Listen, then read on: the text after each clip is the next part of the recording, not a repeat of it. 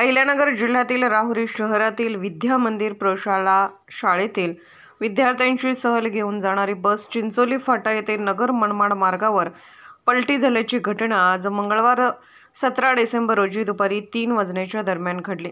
बस पलटी झाल्यानंतर बसमधील विद्यार्थी पूर्णपणे घाबरून गेले। सुदैवाने या अपघातात जीवितहानी झाली नाही। याबाबत समजलेली माहिती अशी, विद्या मंदिर प्रशालेच्या इयत्ता 9वी व 10वीचे विद्यार्थ्यांची गुजरात राज्यात असलेल्या स्टॅच्यू ऑफ युनिटी येथे सहल जाण्यासाठी खाजगी बस करण्यात आली होती। दुपारी 2 वाजता सदर सहलीची बस ही शहरातून नगर मनमाड मार्गावरून मार्गस्थ झाली। चिंचोली फाटा येथे ही बस पोहोचताच पलटी झाली। अचानक बस पलटी झाल्याने विद्यार्थी व शिक्षक घाबरून गेले। विद्यार्थ्यांचा एकच आरडाओरडा सुरू होताच स्थानिक ग्रामस्थांनी मदतीसाठी धावाधाव केली।